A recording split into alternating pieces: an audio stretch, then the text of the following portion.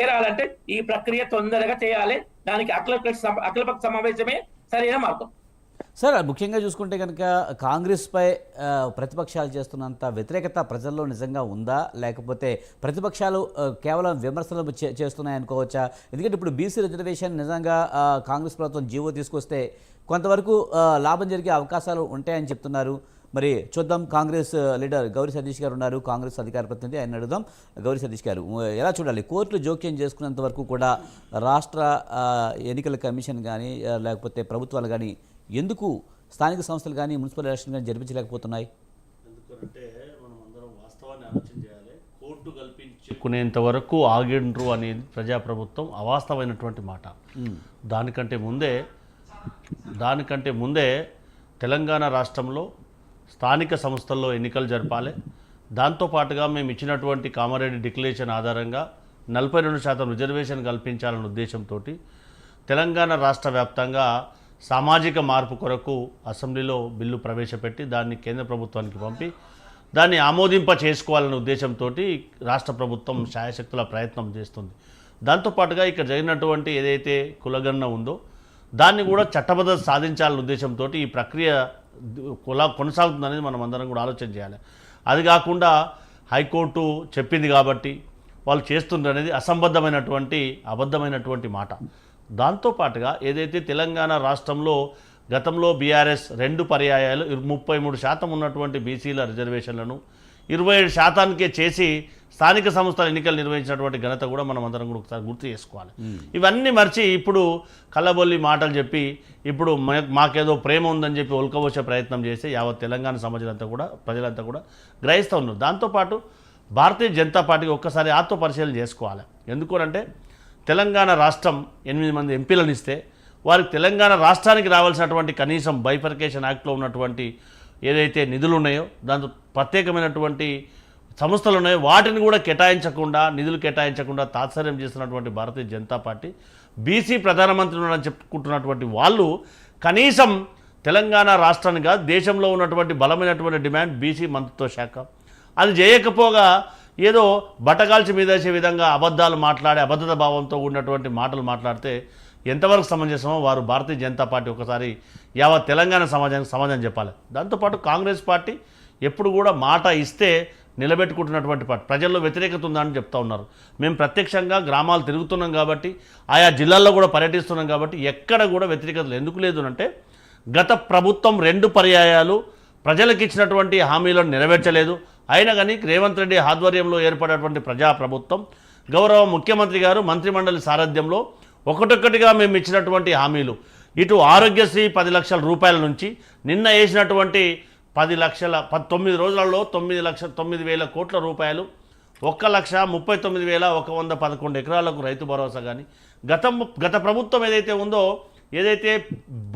ఏదైతే బీడు భూములకు కానీ అటు రియల్ ఎస్టేట్ సంస్థలకు కానీ హైవేలకు కానీ వేసి తెలంగాణ రాష్ట్ర ప్రజాధనాన్ని ఏ విధంగా వృధా చేసిందో మనం అందరం కూడా చూసాం.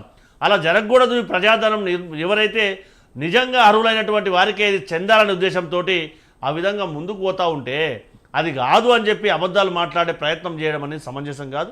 ఖచ్చితంగా తెలంగాణ రాష్ట్రంలో స్థానిక సంస్థలు మా పీసీసీ అధ్యక్షుల వారు కూడా చెప్పున్నారు. ఖచ్చితంగా 42% రిజర్వేషన్తోనే 42%తో మేము స్థానిక సంస్థలకు వెళ్తూ ఉన్నాం. ఇందాక భారతీయ జనతా పార్టీ వారు చెప్తా ఉన్నారు ఏది అఖిలపక్షాన్ని పిలవాలని చెప్పి. గతంలో మేము పిలిచినప్పుడు కూడా రాలేదు కులగన్నప్పుడు. ఇప్పుడు కూడా గౌరవ ముఖ్యమంత్రి గారి సారథ్యంలో అతి తొందరలో తెలంగాణ రాష్ట్రంలో ఉన్నటువంటి అన్ని గుర్తింపు పొందినటువంటి రాజకీయ పార్టీలతోని సమావేశాన్ని ఏర్పాటు చేస్తున్నారు. ఖచ్చితంగా వారి యొక్క సూచన సలహాలు తెలంగాణ రాష్ట్రంలో మా కాంగ్రెస్ పార్టీ ఖచ్చితంగా రాజకీయాల కంటే రాష్ట్రాభివృద్ధి ముఖ్యమని చెప్పి సామాజిక న్యాయమే ముఖ్యమని చెప్పి కూడా ముందుకు పోతూ ఉంది. అందులో ఎలాంటి అనుమానం లేదు. వారు ఏదైతే పగటికల్ కంటా ఉన్నారో గ్రామాల్లో వ్యతిరేకత ఉంది, వాళ్ళు గతంలో డబుల్ బెడ్రూమ్ అన్నారు ఇవ్వలేరు, కానీ మేము ఇప్పటి వరకు కూడా 1,35,000 మందికి ₹1,00,000 చొప్పున వారికి డబుల్ బెడ్ ఇందిరమ్మ ఇల్లు ఇచ్చి ప్రజల యొక్క ఆదరాభిమానాలు చూడకుంటున్నటువంటి పరిస్థితి. దాంతోపాటు 2 లక్షల రుణమాఫీ చేసినటువంటి ఘనత. ఇట్లా చెప్పుకుంటూ పోతే రాష్ట్ర ఆర్థిక పరిస్థితిని చక్కదిద్దుకుంటూ ఒకటొకటిగా మేము ఇచ్చినటువంటి హామీలను నెరవేర్చుకుంటూ ముందుకెళ్తూ ఖచ్చితంగా రాబోయే స్థానిక సంస్థల్లో పూర్తి విశ్వాసం ఉంది. తెలంగాణ రాష్ట్ర ప్రజలు ఖచ్చితంగా కాంగ్రెస్ పార్టీని ఆదరిస్తారు. మేము ఇచ్చినటువంటి హామీలన్నీ కూడా మేము నెరవేర్చడానికి శుద్ధచిత్తో ముందుకు వెళ్తా ఉన్నాం తప్పితే ఎక్కడ కూడా భారతీయ జనతా పార్టీ లెక్క కానీ బీఆర్ఎస్ టీఆర్ఎస్ పార్టీ లెక్క తప్పించుకునే అవకాశం లేదని చెప్పి మీ ద్వారా కూడా యావత్ తెలంగాణ సమాజానికి అప్పీల్ చేస్తూ ఉన్నాం. కానీ గౌరీ సతీష్ గారు, కామారెడ్డి డిక్లరేషన్ అనో లేకపోతే బీసీ రిజర్వేషన్ అనో లేకపోతే వాటర్ రిజర్వేషన్ అనో ఏదో ఒక కారణం చూపుతున్నారు, కానీ స్థానిక సంస్థల ఎన్నికలు నిర్వహించకుండా అధికారుల పాలన ఉండటం వల్ల ప్రజలు నష్టపోతున్నారు, చాలా పనులు కావడం లేదనేది ప్రజల నుంచి వస్తున్న విజ్ఞాపన కానివ్వండి లేకపోతే కోరిక కానివ్వండి. కానీ మరి ప్రజలు కూడా పట్టించుకోవాలి కదా, స్థానిక ప్రజాప్రతినిధులు లేకపోతే ఆ పనులు లేట్ అవుతున్న మాట వాస్తవం కాదంటారా? కేంద్రం నుంచి వస్తున్న నిధులు కూడా వెనక్కి వెళ్ళిపోతున్న మాట వాస్తవం కాదంటారా? 100% కరెక్టే. కానీ గతంలో జరిగినటువంటి డిలే కారణం కాకుండా ఇక్కడ తెలంగాణ రాష్ట్రంలో 42% రిజర్వేషన్ జరగాలంటే కులగన్న జరగాలి. కులగన్న జరగాలంటే ప్రక్రియ కొంచెం టైం పడుతుంది. మనం అందరం కూడా వాస్తవాన్ని ఆలోచన చేయాలి. దానికోసమే లేట్ అయింది అనేది కూడా మనం అందరం కూడా ఆలోచించవలసినటువంటి ప్రాథమికమైనటువంటి అంశం. కానీ కులగన్న లేదు, 42% రిజర్వేషన్ లేదని చెప్పి, అవసరం లేదని చెప్పి ఏదైనా రాజకీయ పార్టీని ముందుకొచ్చి ఓపెన్ స్టేట్మెంట్ ఏమని చెప్పండి. వాళ్ళు ఏదైతే గగ్గోలు పెడతా ఉన్నారో కులగన్న జరిగింది కదా, కులగన్న జరిగింది, ఖచ్చితంగా దాన్ని టేబుల్ చేస్తూ ఉన్నాం. ఖచ్చితంగా నేను జరిగినటువంటి మంత్రిమండలిలో కూడా చర్చించారు. రేపు 10వ తారీఖు జరగబోయే మంత్రిమండలి సమావేశంలో కూడా దాన్ని చర్చించి తెలంగాణ రాష్ట్రంలో సామాజిక మార్పు కోసం దేశంలో ఏ రాజకీయ పార్టీ ఏ రాష్ట్రం కూడా సామాజిక మార్పు కోసం గౌరవ ముఖ్యమంత్రి గారి ఆధ్వర్యంలో అసెంబ్లీని ప్రవేశపెట్టినటువంటి ఘనత ఎక్కడ కూడా లేదు. అటు భారతీయ జనతా పార్టీ పాలిత రాష్ట్రాలు కానీ మిగతా ఏ రాజకీయ పార్టీ పాలిస్తున్నటువంటి రాష్ట్రాల్లో కానీ మన చరిత్ర ఏంటంటే తెలంగాణ రాష్ట్రంలో సామాజిక మార్పు కొరకు అటు ఎస్సీలకు 9% కేటగిరైజేషన్ కానీ తెలంగాణ రాష్ట్రంలోనే మొట్టమొదటిగా దేశంలో కేటగిరైజేషన్ పాటించినటువంటి ఘనత సుప్రీంకోర్టు ఆధారంగా తెలంగాణ రాష్ట్రం కదా. దాంతోపాటు 42% రిజర్వేషన్ కూడా పాటించాలి. ఖచ్చితంగా కిత్తా భాగీదారి ఉత్తా హిస్సాదారి అనే నినాదంతో రాహుల్ గాంధీ గారి నినాదం ఆధారంగా ఖచ్చితంగా తెలంగాణ రాష్ట్రంలో 42% రిజర్వేషన్ ఇస్తాం.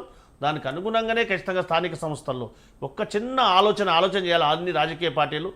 మేము ఒకవేళ 9th షెడ్యూల్లో వారు ఉపాధి ఉద్యోగ అవకాశాల్లో అవకాశం కల్పించకపోతే రాబోయే మాన్సూన్ పార్లమెంట్ సమావేశాల్లో ఏ రాజకీయ పార్టీ అన్నా మేము 42% రిజర్వేషన్లు ఇస్తాం, రాబోయే అన్ని పార్టీలలో మా స్థానాన్ని కల్పిస్తామని చెప్పి ఏ రాజకీయ పార్టీ ముందు స్టేట్మెంట్ ఇచ్చిందా?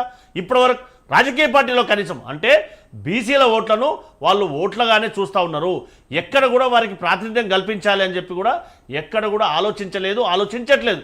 కానీ మా పార్టీ ఏదన్నా కారణాల చేత ఉపాధి ఉద్యోగ అవకాశాల్లో 42% రిజర్వేషన్ 9th షెడ్యూల్లో చేర్చకుండా కేంద్ర ప్రభుత్వం భారతీయ జనతా పార్టీ అడ్డుకుంటే మేము మా రాజకీయ పార్టీలో కాంగ్రెస్ పార్టీలో ఖచ్చితంగా 42% రిజర్వేషన్లు కల్పిస్తామని చెప్పి ఓపెన్ స్టేట్మెంట్ ఇచ్చినాం. దానికి అనుగుణంగానే పీసీసీలో కూడా అత్యధికంగా బీసీలకు మహిళలకు స్థానం కల్పించినటువంటి పార్టీ కాంగ్రెస్ పార్టీ కదా. ఇది వాస్తవం కదా, ఇది కదా మాట్లాడాల్సింది. నీటి బుడగలు లాంటి మాటలు కాకుండా ప్రాక్టికల్గా ప్రజలకు అందించవలసినటువంటి సామాజిక న్యాయం సామాజిక మార్పు ఎవరెంతో వారికంత అవకాశం కల్పించాల్సిన బాధ్యత రాజకీయ పార్టీలు ఉంటుంది. కాబట్టి ఆ రకంగా ఆలోచించడమే కాంగ్రెస్ పార్టీ యొక్క ఆలోచన విధానం. రైట్, ఒక బ్రేక్లోకి వెళ్దాం. బ్రేక్ తర్వాత డిబేట్